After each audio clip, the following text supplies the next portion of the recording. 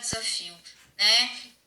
Qualquer coisa que você desafiar uma pessoa com perfil executor vai motivar ela a fazer, tá? Então, são pessoas, assim, muito focadas em tarefas, tá? E o foco delas, muitas vezes, são pessoas até, assim, grosseiras, tá? Mas são muito voltadas, grosseiras que eu falo, assim, quando esse perfil, ele é muito extremo, porque elas são muito voltadas para tarefas e, às vezes, a preocupação com as tarefas, né, faz com que ela pense tanto nisso e esqueça das pessoas, né? Então, aquela pessoa que chega, não cumprimenta, já vai perguntando, tá pronto isso, tá pronto aquilo, né? Os executores são excelentes pessoas, né, para cargos de chefia, coisas desse tipo, né? Então, você colocar um executor para ficar gerenciando, para ficar verificando o que todo mundo tá fazendo, ele vai ser muito bom para isso. São pessoas movidas a desafio, né? E como eles fazem, eles não param. Cada vez que a gente faz uma tarefa, nosso corpo produz dopamina. E isso vai gerando motivação para estar fazendo outras coisas. São pessoas muito ativas. Então a gente tem que valorizar essa característica, dar desafio para essas pessoas. Coloca situações ali, se eu tenho um projeto, se tem um ponto ali de maior dificuldade, desafiador, dá para o executor, ele vai gostar de fazer. Planejador são aquelas pessoas, né, que planejam demais e que muitas vezes não tem muita ação, porque fica preso no planejador, né? Tanto os planejadores quanto o perfil analista são pessoas um pouco mais pessimistas. Os outros dois que eu mostrei para vocês, o comunicador e o executor, são aquelas pessoas mais motivadas. Aqui, o planejador, para que ele entre em ação, ele precisa ter tudo muito bem planejado. Então, num projeto, eu preciso planejar, lógico que eu preciso. Então, isso é uma tarefa para alguém que sabe planejar. Então, pessoas que têm perfil planejador precisam ser inseridas nisso. E os planejadores, eles são bem introvertidos, tá? Mas eles adoram ajudar pessoas, são ótimos para projetos sociais e é aquela pessoa que ela tem pouca acabativa, porque ela fica muito presa no planejamento. Tudo dela é muito organizado, muito bem planejado. E como elas têm pouca ação, elas produzem pouca dopamina. E isso muitas vezes leva ao pessimismo. Mas o planejador tem algo que o executor não tem. Porque o executor ele faz tudo muito rápido e de qualquer jeito. E o planejador é quem complementa. Então a gente precisa formar equipes com perfis diferentes. E essas pessoas, elas, na realidade, elas se complementam e elas aprendem de maneiras diferentes. Então, se a gente observa lá, eu tenho um aluno mais introvertido, ou ele é planejador ou analista, tá? O planejador é aquela pessoa assim muito quieta, muito centrada, não se altera, não fica nervosa, tá? E tudo dela é muito organizado. E ela precisa planejar para entrar em ação. Às vezes ela não entra em ação porque fica muito no planejamento. Então, se você tem um executor e um planejador, o planejador vai ajudar o executor a colocar as coisas em ação para que ele não faça de qualquer jeito. E o analista, né, é aquela pessoa assim totalmente metódica, muito boa para trabalhos difíceis, porque ele é muito preso nos detalhes, né? O analista ele vê detalhe por detalhe, é aquela pessoa que te dá uma explicação bem detalhadinha das coisas, tá? E ele entrega tudo com muita perfeição. Então, se tem alguma coisa num projeto, né? Olha, precisa fazer uma planilha, precisa revisar a planilha. Não vai dar uma planilha para um comunicador e nem para um executor, porque eles vão fazer de qualquer jeito. Agora, um analista, por exemplo, ele vai olhar a planilha, ele vai revisar as contas, ele vai verificar se tudo certinho. Esses dois perfis aqui, pessoal, não são perfis assim que vão aparecer, que vão falar ali na frente de todo mundo, mas são pessoas que vão trazer informações riquíssimas, tá? São pessoas voltadas em planejamento, são pessoas voltadas em análise, são pessoas críticas, pessoas que focam na excelência, que vão, né? Um aluno analista é aquele aluno que te entrega um trabalho perfeito, caprichado, né? Tudo que você passar para o analista, ele vai entregar muito bem feito. Então, onde eu quero chegar? Nós temos 4 perfis diferentes. Os projetos, nós precisamos valorizar o que esses alunos têm de melhor. Então, a gente precisa colocá-los na ativa, valorizando o perfil de cada um. Não adianta eu colocar um analista numa tarefa que precisa de extrema comunicação. Ele não vai se sair bem. Mas eu posso colocar um analista para fazer planilha, eu posso colocar um analista para levantar dados, né? Não adianta eu colocar um planejador e acelerar o planejador para trabalhar sob pressão. Quem trabalha sob pressão é o executor, que ele sempre está ativo. Mas se eu precisar fazer um planejamento, é o melhor que tem a fazer. Então comece a observar isso. A gente tem hoje plataformas que vocês conseguem até fazer testes para ver o perfil dos alunos. Mas só o contato que você vai ter com os alunos, você já consegue observar isso, tá? Então valorize o perfil deles e coloque esses alunos para fazer projetos em posições que realmente tragam o melhor que eles têm de cada um dos perfis, tá?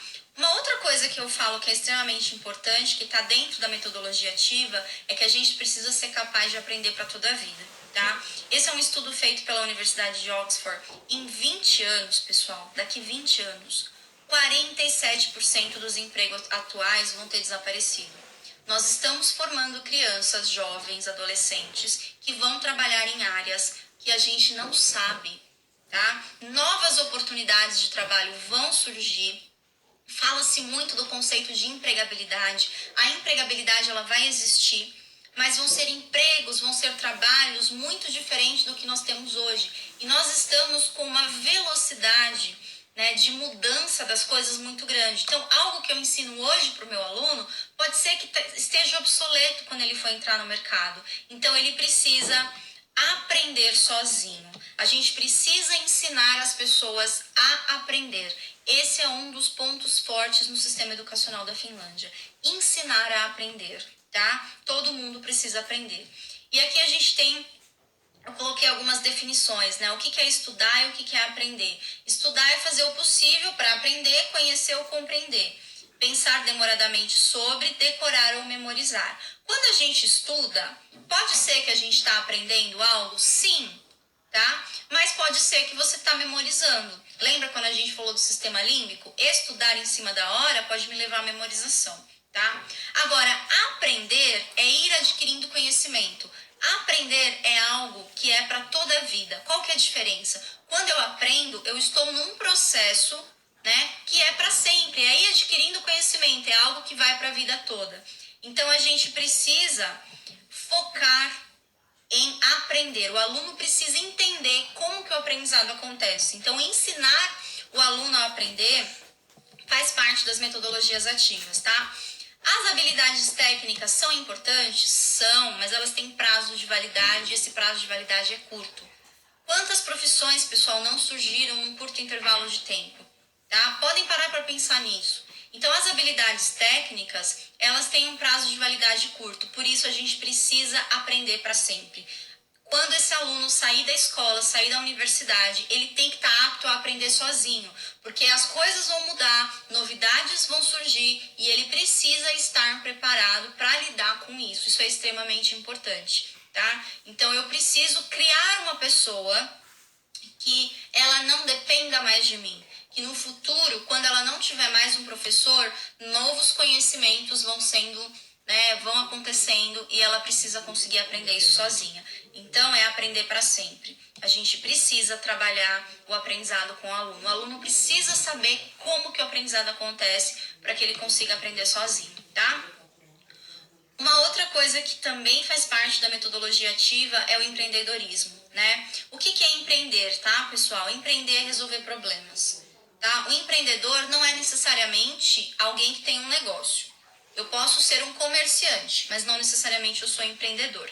O empreendedor é uma pessoa que realmente vai lidar com problemas, tá? E isso é muito interessante. E o empreendedor, ele sempre pensa o quê? Ele não vê problema. A pessoa que vê problema é aquela pessoa que fica reclamando. Ah, porque isso está errado, porque não funciona, porque o governo não ajuda, porque... Isso é a pessoa que tem foco no problema. O empreendedor, ele tem foco na solução. Ele não fica ali martelando o problema. Ele vai pensar na solução.